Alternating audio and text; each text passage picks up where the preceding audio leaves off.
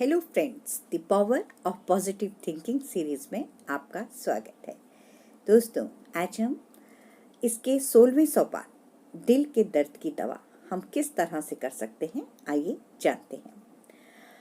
Technicolor में वैज्ञानिक विशेषज्ञ नेटली केल्मस अपनी बहन की मौत के बारे में हमें बताती हैं। उनकी बहन एलिनोर मृत्युशैया पर थी। एलिनोर ने मौत के वक्त कहा, नेटली, मुझसे वादा करो कि तुम डॉक्टरों को दर्द की दवा नहीं देने दोगी। मुझे एहसास है कि वे लोग मेरे दर्द को कम करने की कोशिश कर रहे हैं, परंतु मैं हर तरह की अनुभूति के बारे में पूरी तरह जागरूक रहना चाहती हूँ। मुझे विश्वास है कि मृत्यु एक सुंदर अनुभव होगी। मैंने वादा किया। बाद में मैं अकेले में रोई, उसके साहस के बारे में सोचते हुए।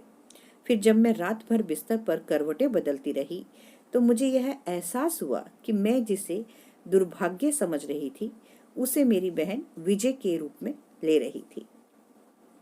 10 दिन बाद अंतिम घड़ी करीब आ गई। मैं घंटों से उसके बिस्तर के पास ही थी।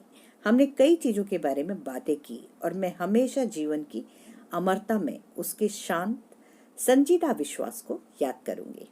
एक बार भी उसकी शारीरिक पीड़ा उसकी आध्यात्मिक शक्ति को हारा नहीं पाई। यह ऐसी बात थी जिसके बारे में डॉक्टरों ने कल्पना भी नहीं की थी। हे दयालु ईश्वर, मेरे मस्तिष्क को स्पष्ट रखो और मुझे शांति दो। वह पिछले कुछ दिनों से बार बार इस बात को दोहरा रही थी। हमने इतनी देर तक बातें की कि मैंने उसे नर्स के पास चुपचाप छोड़ दिया और मैं भी कुछ देर आराम करने चली गई। कुछ मिनट बाद मुझे अपनी बहन की आवाज सुनाई दी जो मुझे बुला रही थी। जल्दी ही मैं उसके कमरे में लौटी। वह मर रही थी। मैं बिस्तर पर बैठी और उसका हाथ थाम लिया।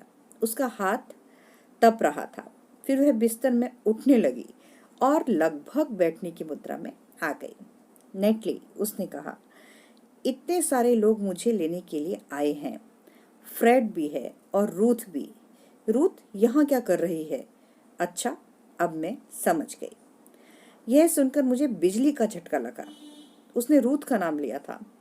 रूथ उसकी कजिन थी और पिछले सप्ताह ही उसकी मौत हुई थी, परंतु किसी ने भी एलिनोर को रूथ के अचानक मरने की खबर नहीं दी थी।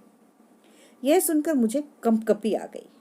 मैंने महसूस किया कि मैं किसी शक्तिशाली, लगभग डरावने ज्ञान के कागार पर खड़ी हूँ।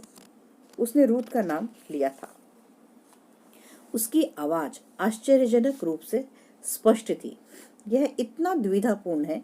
इतने सारे लोग, अचानक उसकी बाहें खुशी से खुल गई, जैसे वह मेरा स्वागत कर रही हो। मैं ऊपर जा रही हूँ, उसने कहा। फिर उसने अपनी बाहों को मेरे गले में डाल दिया और मेरी बाहों में आराम करने लगी। उसकी आत्मा की इच्छा ने उसकी अंतिम पीड़ा को आनंद में बदल दिया। जब मैंने उसके सिर को तकिए पर रखा तो उसके चेहरे पर एक गर्म और शांत मुस्कान थी। उसके सुनहरे भूरे बाल तकिए पर बिखरे हुए थे। मैंने गुलदान से एक सफेद फूल निकाला और उसके बालों में लगा दिया। उसका दुबला पतला शरीर और उसके लहराते हुए सुंदर बाल, सफेद फूल और नर्म मुस्कान के साथ वह एक बार फिर और हमेशा के लिए स्कूल की लड़की की तरह से दिख रही थी।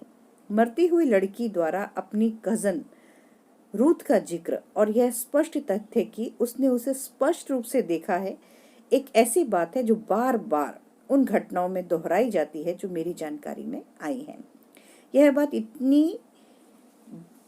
इतनी दोहराई जाती है और इस अनुभव के लक्षण इतने समान हैं कि यह एक तरह से महत्वपूर्ण प्रमाण है कि वे लोग जिनके नाम लिए जा रहे हैं, जिनके चेहरे देखे जा रहे हैं, वे सचमुच उपस्थित होते हैं। वे कहाँ हैं?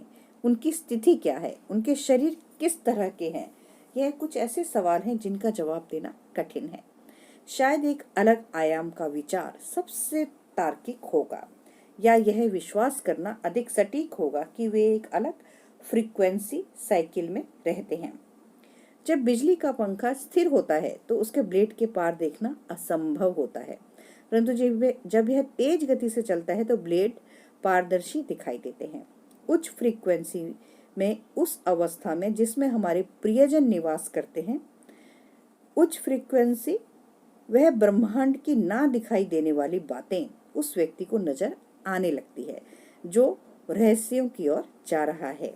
हमारे अपने जीवन के गहन क्षणों में यह पूरी तरह से संभव है कि हम कम से कम उस उच्च फ्रीक्वेंसी में कुछ हद तो दाखिल हो जाएं। तो दोस्तों, मेरी इस वीडियो को लाइक कीजिए, सब्सक्राइब कीजिए, शेयर कीजिए।